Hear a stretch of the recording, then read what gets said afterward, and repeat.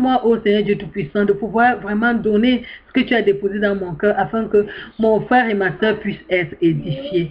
Seigneur, entre tes mains, je me recommande, corps, âme et esprit. Je recommande, ô Dieu Tout-Puissant, afin que ton esprit vienne me guider, que ma bouche soit juste un instrument dans ta main pour édifier mes bien-aimés. Merci Seigneur parce que tu le fais. Dans le nom de Jésus-Christ. Donne-nous la bonne disposition spirituelle, donne-nous la bonne écoute, ô Dieu, et que cette parole porte du fruit dans nos vies. C'est au nom de Jésus que nous avons prié. Amen. Amen.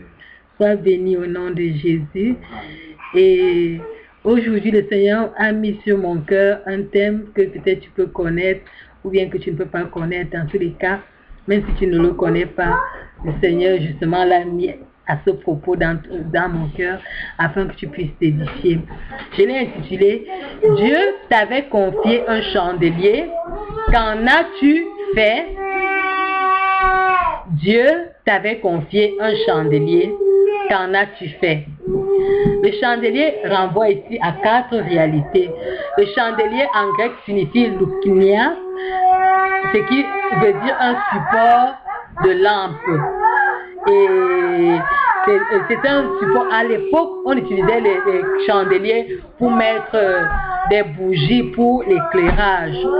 Dans le livre de Matthieu, chapitre 5, verset 15, il nous est dit, et on n'allume pas une lampe pour la mettre sous le boisseau, mais on la met sur le chandelier. Le chandelier ici là qui est le loukinia dont on parle, et elle éclaire tout ce qui sont dans la maison. Bien. Le chandelier aussi peut signifier Église. Dans le livre d'Apocalypse chapitre 1 verset 20, il est écrit: des mystères des 7 étoiles que tu as vus dans ma main droite et des 7 chandeliers d'or. Les 7 étoiles sont les anges des 7 églises et les 7 chandeliers sont les 7 et les 7 chandeliers sont les 7 églises. Amen. Donc, le chandelier ici peut aussi signifier une église. Le chandelier aussi peut signifier un élu de Dieu. Lorsque nous lisons l'étymologie du grec du mot chandelier, c'est syneklektos. C'est formé de la racine son et du radical eklekgomai, qui signifie avec ou bien choisir par Dieu. Donc synektektos signifie tout simplement les élus ou l'ensemble des personnes choisies par Dieu pour la vie éternelle. Et ça, nous le trouvons dans 1 Corinthiens 12, verset 27. Il est écrit: vous êtes le corps de Christ et vous êtes ses membres, chacun pour sa part. Nous avons le chandelier qui veut aussi dire la colonne de vérité, parce que nous avons vu que le chandelier pouvait s'apparenter à l'église. Et nous pouvons le trouver ça dans 1 Timothée chapitre 3, verset 15. Il est écrit: mais afin que tu saches si je tarde, comment il faut se conduire dans la maison de Dieu, qui est l'église de Dieu vivant, la colonne et l'appui de la vérité. Donc, si nous pouvons résumer ce que je viens de dire en quelques mots, c'est que toi où tu es là, tu es un chandelier, tu es un support dans la main de Dieu. Tu es l'église de Dieu, ou encore un élu choisi par Dieu pour la vie éternelle. Amen. Donc tu es pour Dieu une colonne de vérité, un appui de vérité. Et si c'est que je devais retraduire notre thème à partir de ces mots, je dirais que Dieu a fait de toi ce support-là, Dieu a fait de toi un élu de la vie éternelle. Donc voilà le chandelier dont on parle ici là. Je veux savoir maintenant, Dieu t'a, mon thème, si je le retraduis, après mes explications, je te demanderai, Dieu t'a confié, ou bien Dieu a fait de toi la colonne, l'appui de la vérité, qu'en as-tu fait? Voilà la question qui est posée. Ok, nous allons ouvrir nos Bibles dans le livre de Matthieu chapitre 25, à partir du verset 14 jusqu'au verset 28. Pour même aller jusqu'à 30. Matthieu chapitre 15. Pardon, Matthieu chapitre 25, pardon, à partir du verset 14 plutôt. Bien. Ok, ça parle de la parabole des 10 talents. Je vais lire. Il en sera comme d'un homme qui, partant pour un voyage, appela ses serviteurs et leur remit ses biens. Il donna 5 talents à l'un, 2 à l'autre et un au troisième, à chacun selon sa capacité, et il partit aussitôt. Celui qui avait reçu les 5 talents s'en alla, les fit valoir, et il gagna 5 autres talents. De même, celui qui avait reçu les 2 talents en gagna 2 autres. Celui qui n'en avait reçu qu'un alla faire un creux dans la terre et cacha l'argent de son maître. Longtemps après, le maître de ses serviteurs revint et leur fit rendre compte. Celui qui avait reçu les 5 talents s'approcha en apportant 5 autres talents et il dit, « Seigneur, tu m'as remis 5 talents, voici j'en ai gagné 5 autres. » Son maître lui dit, « C'est bien, bon et fidèle serviteur, tu as été fidèle en peu de choses, je te confierai beaucoup. Entre dans la joie de ton maître. » Celui qui avait reçu les 2 talents s'approcha aussi et il dit, « Seigneur, tu m'as remis 2 talents, voici j'en ai gagné 2 autres. » Son maître lui dit, « C'est bien, bon et fidèle serviteur, tu as été fidèle en peu de choses, je te confierai beaucoup. Entre dans la joie de ton maître. » Celui qui n'avait reçu qu'un talent s'approcha ensuite et il dit, « Seigneur, je savais que tu es un homme dur, qui moissonne où tu n'as pas semé et qui amasse où tu n'as pas vanné. J'ai eu peur et je suis allé cacher ton talent dans la terre.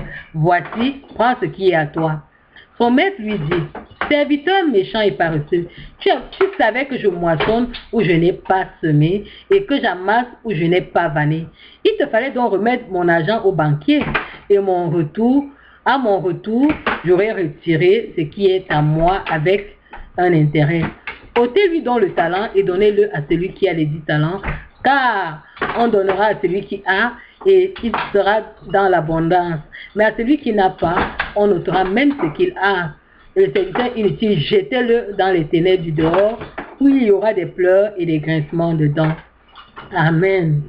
Ce que je veux dire nous faire remarquer à la fin de ce passage, c'est que le serviteur qui n'a pas fait fructifier, c'est un serviteur. Ça veut dire que nous tous sommes appelés, nous sommes élus de Dieu. Ça veut dire que à chacun de nous, Dieu a confié un talent. Le talent ici signifie un don de Dieu. Ça peut être une aptitude, ça peut être une somme d'argent, ça peut être toute chose que Dieu a mis en toi qui est exploitable, qui peut fructifier, qui peut se multiplier. C'est ça que moi je considère comme talent ici. Mais vous savez qu'à l'époque, le talent pouvait prendre le synonyme d'argent. D'ailleurs, il est expliqué clairement dans le texte. Mais je tiens à te dire tout simplement que ici, le serviteur qui n'a pas fait fructifier, c'était un serviteur. Donc ça veut dire que ce n'était pas quelqu'un de droit, ce n'était pas un esclave, c'était un serviteur de ce maître-là, mais qui n'avait pas fructifié le don qu'on lui avait confié. Même qu'on ne lui avait même pas confié, qu'on lui avait confié juste un talent. Mais il n'a même pas eu la présence d'esprit d'aller faire fructifier ce talent-là. Bien. Donc, ce que nous remarquons, la première catégorie, c'est ceux-là qui ont fait fructifier. Le deuxième a fait aussi fructifier, mais le troisième a négligé.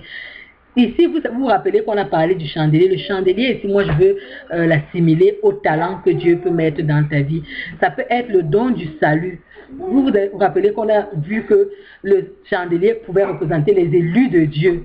Et le premier don que Dieu fait à chaque élu, c'est le salut. Dieu t'a donné le salut. Et qu'est-ce que tu fais avec ce salut-là? Dans le livre de 2 Philippiens au chapitre 12, au verset 12, il est écrit, « Ainsi, mes bien-aimés, comme vous avez toujours obéi, travaillez à votre salut avec crainte et tremblement. » Ça veut dire que même le salut, pour toi, il y a un travail à faire. Ce n'est pas que tu as reçu le salut, c'est bon, tu vas aller au ciel, c'est faux. Le salut que tu as reçu là, il y a un travail spirituel à faire pour que ce salut demeure dans ta vie. Il y a un travail spirituel à faire pour que ce salut soit fructifie. L'apôtre Paul nous encourage ici en nous disant de travailler à ce salut-là avec crainte et tremblement. Daniel 12, verset 1 nous dit, « En ces temps-là se lèvera Michael, le grand chef, le défenseur des enfants de ton peuple. Et ce sera une époque de détresse, telle qu'il n'y en a point eu de semblable depuis que les nations existent jusqu'à cette époque. En ce temps-là, ceux de ton peuple qui seront trouvés inscrits dans le livre de vie seront sauvés. » Ça veut dire que ton nom qui est inscrit dans le livre de vie là, parce que Dieu a fait de toi son élu, si tu demeures, il dit, ceux qui persévéreront jusqu'à la fin seront sauvés. Ce n'est pas seulement que ceux qui vont être sauvés. Matthieu 24, verset 13 nous le dit. Mais celui qui persévérera jusqu'à la fin sera sauvé. pour te dire que le chandelier, le premier chandelier qu'il y a dans ta vie, c'est le salut de Dieu. Et ce salut-là, tu dois le conserver. Tu dois travailler à ce salut-là avec crainte. Il y a deux adjectifs, crainte et tremblement, qui qualifient le salut, qui qualifient le genre de travail que tu dois faire par rapport à ce premier chandelier que Dieu a mis dans ta vie. Le deuxième chandelier que je peux citer dans nos vies, c'est l'appel que tu reçois. Parce qu'en tant qu'enfant de Dieu, chacun de nous a une mission accomplie. Nous connaissons la mission générale accordée à chaque enfant de Dieu qui est de prêcher l'évangile, aller dans les nations et faire des disciples. Au-delà de ça, il y a un appel accordé à chaque individu qui donne sa vie à Jésus. Il y a une mission accordée à ta vie. La mission que Dieu t'a accordée là, si tu as déjà pu la discerner, qu'est-ce que tu fais de cette mission-là? Est-ce que tu travailles comme le Seigneur t'a demandé? Est-ce que tu payes vraiment le prix? J'aime ce mot payer le prix parce qu'il y a une communauté bien de chez nous, une communauté chrétienne, où on aime parler de payer le prix. Est-ce que tu payes le prix qui s'attache à ton ministère, à ton appel? 1 Timothée chapitre 3 verset 2, il nous dit, il faut donc que l'évêque soit irréprochable, mari d'une seule femme, sobre, modéré, réglé dans sa conduite, hospitalier, propre à l'enseignement. Ça c'est pour l'évêque. On a décrit clairement ce qu'il doit faire. Mais chacun de nous, en tant qu'enfant de Dieu, en tant qu'envoyé de Dieu, nous sommes comme des évêques parce que nous avons une mission accomplie. Pour ceux-là qui sont mariés, vous devez être irréprochable, mari d'une seule femme, ou bien mari d'un seul homme. Mais pour ceux-là qui ne sont pas mariés, vous devez avoir une conduite irrépréhensible selon le monde. Est-ce que par rapport à ton appel, ce qui s'attache à ton appel, le service qui s'attache à ton appel, la consécration qui s'attache à ton appel, la marche qui s'attache à ton appel, l'attitude, le comportement qui s'attache à ton appel, est-ce que tu obéis à ça? Est-ce que tu fais ce que Dieu te demande par rapport à ton appel? Est-ce que tu lis la parole de Dieu par rapport à ton appel? Est-ce que tu vas vers les gens par rapport à ton appel? Quels sont les actes que tu poses par rapport à l'appel que Dieu a mis dans ta vie? Le Seigneur t'interpelle encore aujourd'hui. Cet appel dans ta vie là, c'est un chandelier dans lequel tu auras à rendre compte à Dieu. Et sache que tu dois le faire par rapport à ton appel. Tu dois être consacré parce que tu auras à rendre compte, comme ces serviteurs avaient eu à rendre compte sur les talents. Ton appel aussi est un talent que Dieu a mis dans ta vie. Tu auras à rendre compte par rapport à cet appel-là devant Dieu. Est-ce que tu le fructifies? Est-ce que tu ne le fructifies pas? Nous allons voir un autre cas de figure, celui où il s'agit de la vie de couple de l'homme et de la femme. Dieu nous a donné des principes clairs. L'homme doit aimer sa femme, la femme doit être soumise à son mari. Et ça, ce sont des signes qui montrent que vraiment nous sommes enfants de Dieu. Maintenant, par rapport à ça, c'est un don de Dieu. La Bible dit qu'il trouve une femme, trouve le bonheur. C'est une grâce qu'il obtient de l'Éternel. Toi qui es marié, tu as trouvé une femme. Toi qui es marié, tu as trouvé un homme. Qu'est-ce que tu fais de ce don-là? Ce don-là aussi peut être considéré comme un chandelier parce que dans ce don-là, tu as un ministère que tu as accompli. Tu as une mission de Dieu que tu dois accomplir dans ta vie de couple. Est-ce que ton couple est à l'image du Christ, est à l'image de la parole de Dieu, est à l'image des préceptes que Dieu te donne par rapport à ta vie? Tu peux t'examiner maintenant et voir si aussi à ce niveau-là, si aussi ce chandelier-là, tu le portes, tu le nettoies et il produit les bonnes œuvres, il fructifie. Tu peux dire que Seigneur, tu m'as donné une femme, je l'ai gardée, je l'ai nourrie spirituellement jusqu'à la vie éternelle. Là, voici, je te la présente. Le chandelier aussi ici peut représenter ton travail ou bien tes études. Le Seigneur, il y a beaucoup de gens sur la terre. D'autres n'ont pas pu aller à l'école comme toi. D'autres n'ont pas pu faire des études comme toi. À toi, il a donné l'opportunité de faire des études. Comment tu traites ces études-là? Est-ce que tu les traites négligemment? Est-ce que tu les traites avec sérieux? Est-ce que tu prends le temps d'étudier? Est-ce que tu prends le temps même de te consacrer à tes études, aller à la bibliothèque pour lire, aller poser des questions à tes professeurs? Actuellement, nous sommes à un siècle où les enseignants se rendent disponibles pour leurs élèves. Les enseignants vont même vers les élèves pour essayer de les aider. Tu as même la possibilité d'aller dans les nouvelles technologies, d'avoir Internet, de faire des recherches par rapport à tes études afin d'exceller. Est-ce que tu exploites ce don-là que Dieu a mis à toi? Est-ce que tes notes reflètent le fait que tu sois enfant de Dieu, reflètent ton sérieux, reflètent que tu as pris au sérieux vraiment ce don des études que Dieu a mis, ce talent des études que Dieu a mis dans ta main? Vraiment, voilà une question que tu dois te poser. Ce chandelier-là peut encore être une autre chose. Ça peut être ta communion intime avec Dieu. Ça peut être ton intimité avec le Seigneur. En ce temps où vraiment Tout ne nous prédispose pas. Nous avons entendu notre bien-aimé témoigner qu'il n'a pas la possibilité de vraiment prendre du temps comme il prenait avant pour se tenir devant le Seigneur. Est-ce que donc en ce temps où se tenir devant Dieu est devenu comme un combat, est-ce que tu réussis encore à avoir cette communion-là avec ton Seigneur? Est-ce que tu réussis encore à avoir le temps où tu pries? Tu vas devant ton Dieu pour juste l'adorer. Tu vas devant ton Dieu pour juste prier. Tu vas devant ton Dieu pour juste l'écouter. Parce qu'il ne faut pas toujours seulement parler devant Dieu. Tu peux aussi écouter Dieu. Est-ce que cette communion-là d'antan, quand tu avais connu le Seigneur, là, tu as encore cette soif-là d'aller t'asseoir devant lui pour l'écouter, d'aller t'asseoir devant lui pour communier avec lui, d'aller t'asseoir devant lui pour obéir même, par obéissance, par signe d'adoration, tu vas t'asseoir devant Dieu, où tu passes des heures pour l'écouter et il te parle. Voilà quelques figures que j'ai pu trouver où je veux t'interpeller. Les chandeliers peuvent encore parler plus loin. Tes enfants, les enfants que Dieu t'a donnés, Dieu te donne des enfants parce qu'il sait que il a mis en toi la capacité de prendre soin de ces enfants-là. Mais comment tu traites tes enfants? Est-ce que ces enfants-là sont un chandelier pour toi? Est-ce que tu les fais fructifier? Est-ce que tu leur donnes l'éducation qu'il faut? Est-ce que tu mets Jésus dans leur cœur? Est-ce que tu crées l'amour de Dieu dans leur cœur? Est-ce que tu les consacres à Dieu? Tu pries avec eux? Est-ce que voilà les questions dans lesquelles je veux t'interpeller au travers vraiment de ce message que Dieu a mis dans mon cœur. Tu as plusieurs chandeliers. En notre temps, nous n'avons pas un seul prophète que nous suivons.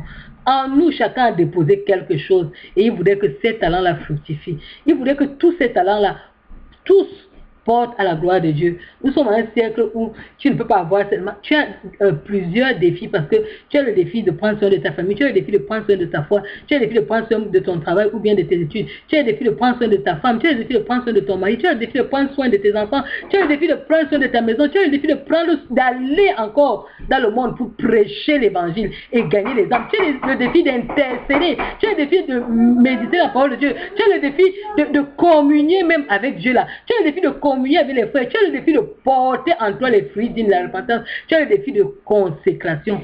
Tous ces défis-là sont dans ta foi, tous ces défis-là sont devant toi. Comment tu vas faire? Est-ce que tu vas porter le chandelier? Le chandelier, les chandeliers que Dieu t'a confiés, qu'est-ce que tu en as fait? Les chandeliers que Dieu t'a donnés, qu'est-ce que tu en as fait? Les différents dons qu'il a déposés dans ta vie, qu'est-ce que tu en as fait? L'appel que Dieu a déposé dans ta vie, qu'est-ce que tu en as fait? La consécration, la soif, il y a d'autres qui veulent prier, n'ont même pas l'opportunité de prier. Dieu t'a donné la capacité de prier même en langue. Qu'est-ce que tu fais de cela? Dieu te donne l'opportunité de lire sa parole, de la méditer. Que fais-tu de tes méditations? Dieu te donne l'opportunité de pouvoir parler à des gens, de rencontrer des gens, ce n'est pas des milliards, mais une seule personne. Qu'est-ce que tu fais de ces choses-là? Je vais m'arrêter à ce niveau parce que je pense que pour des hommes sages, peu de paroles suffisent. Tu as entendu la question que Dieu te pose, c'est que je savais, il parle au passé.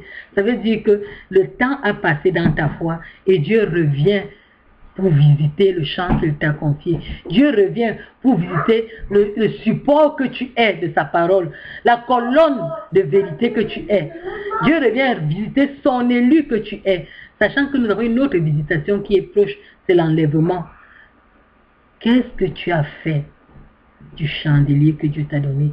Qu'est-ce que tu as fait des chandeliers que Dieu t'a confiés? Qu'est-ce que tu as fait de la parole de Dieu que tu manges tous les jours? Qu'est-ce que tu fais de l'intercession que tu... Est-ce que c'est juste devenu un culte, une religion dans ta vie parce que tu te dis chrétien, tu sais qu'il y a des activités que tu dois faire en tant que chrétien, ou bien la crainte que tu avais au début quand tu te confiais en Dieu demeure dans ton cœur? Nous allons prier.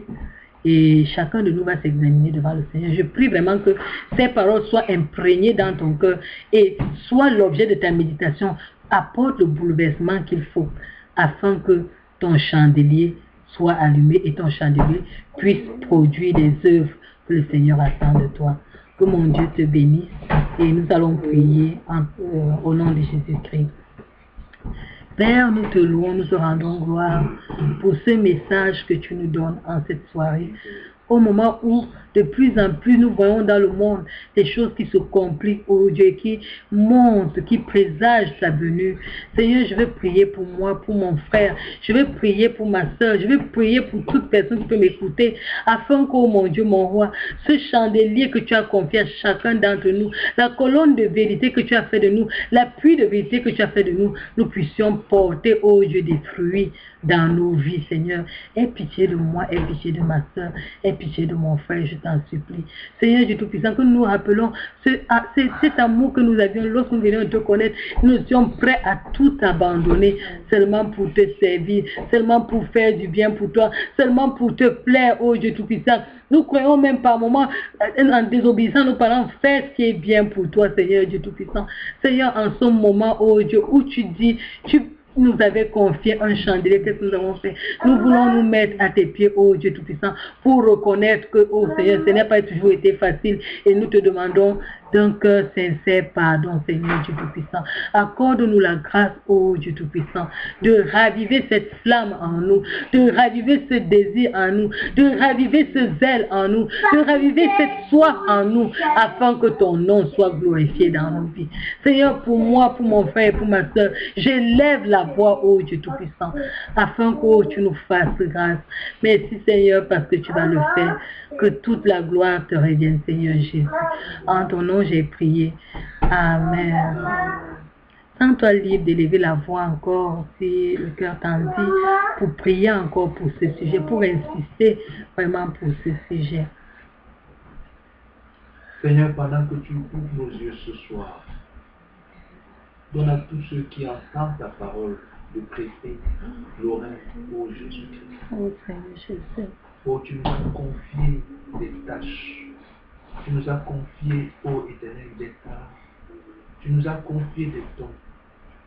Seigneur, donne-nous de ne pas être comme ce serviteur qui avait reçu juste un seul, le minimum, oh Dieu, et qui allait en tirer.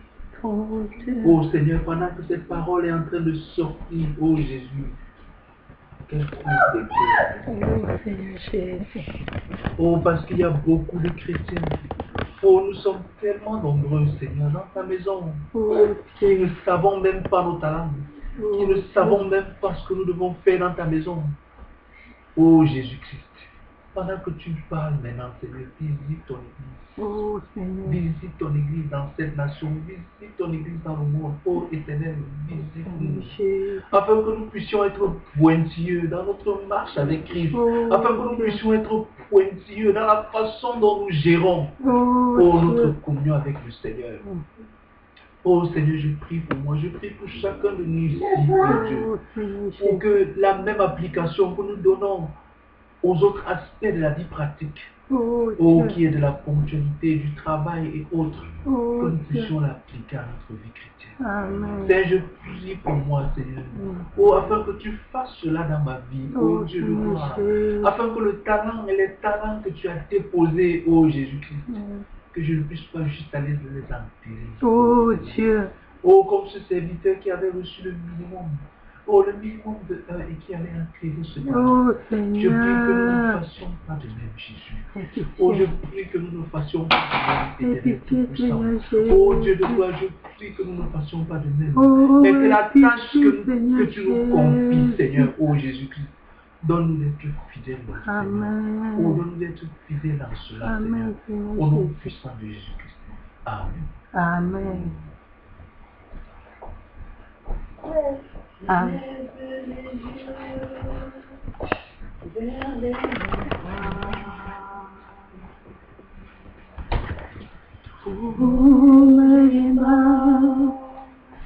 Le secours, le secours me vient de l'Éternel. Alléluia.